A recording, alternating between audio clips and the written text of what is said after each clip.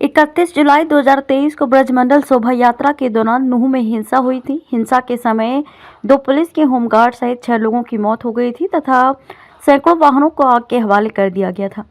इसके बाद जिले में पैरामिलिट्री फोर्स तैनात किया गया है और इंटरनेट सेवाएं भी बंद कर दी गई थी। अब फिर से ये मामला सुर्खियों में आ गया है क्योंकि 31 जुलाई की हिंसा की एफआईआर नंबर 251, एफआईआर नंबर 401 तथा एफआईआर नंबर 253 में यूएपीए धारा को लगा दिया गया है। इसका खुलासा तब हुआ जब 17 फरवरी को हिंसा आरोपी की जमानत के लिए उनके वकील ताहिर हुसैन रुपड़िया पहुंचे तो उन्हें इस बारे में जानकारी मिली कि ओसामा और मुस्लिम पर अब यूएपीए की धारा लगी हुई है, उनकी जमानत नहीं हो सकती।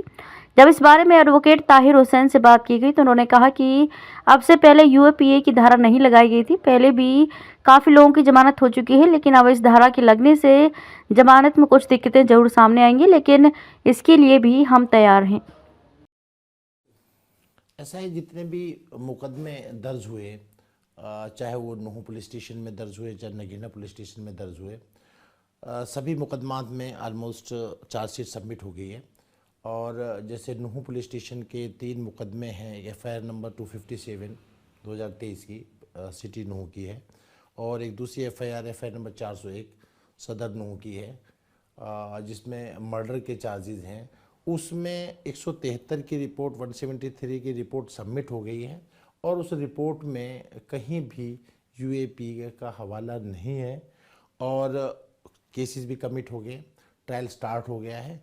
ये नया अभी हमने रिसेंटली एक ओसामा नाम का अक्यूज़ है, ओसामा नाम के अक्यूज़, तो हमने उसकी बेल एप्लीकेशन फाइल की। अभी 17 को उसकी बेल एप्लीकेशन थी। तो उस बेल एप्लीकेशन का जब रिप्लाई आया तो उसमें पता लगा कि यूएपीए उसमें ऐड कर दिया है।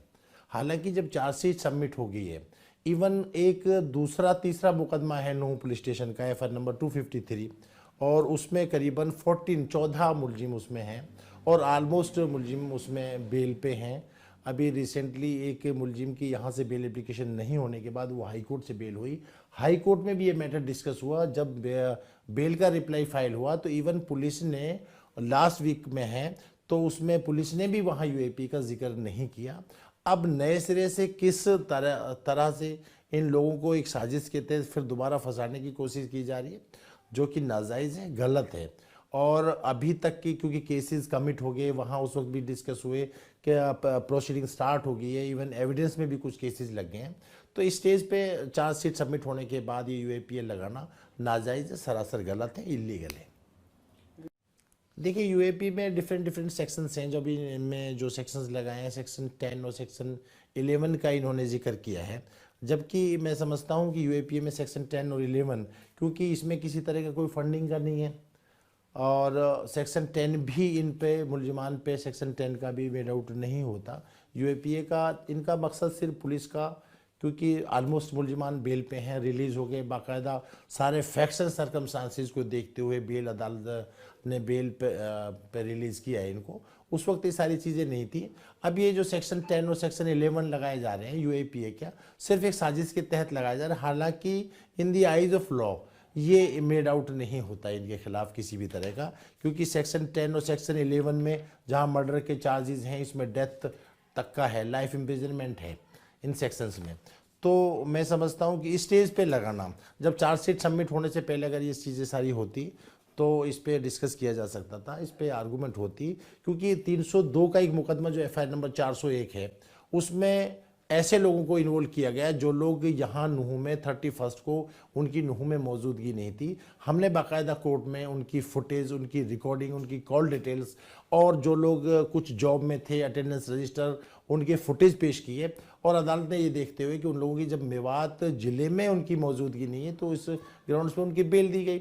अब इस हालात में स्टेज पर आके यूएपीए लगाना नाजायज़ है बिल्कुल। मुलजिमाओं के साथ ये गलत हो रहा है और ये जो है कानून की नज़र में भी ठीक नहीं है। देखिए, अभी तक हमें जो इल्म हुआ है यूएपीए लगाने का, वो सिर्फ उन एफआईआर नंबर 257 जो सिटी पुलिस स्टेशन का है, एक सदर पुलिस स्टेशन का है एफआईआर नंबर 401 जो मर्डर के केसेस में, उसमें मैंने एक मुसलिन नाम के अक्यूज़ की बेल दाखिल की थी और एक ओसामा नाम के मुलजिम की बेल दाखिल की। तो उसके रिप्लाई के वक्त जब रिप्लाई फाइल किया तो पुलिस ने ये रिप्लाई हमें पुलिस ने कोर्ट को दिया है कि इनमें यूएपीए लगा दिया है।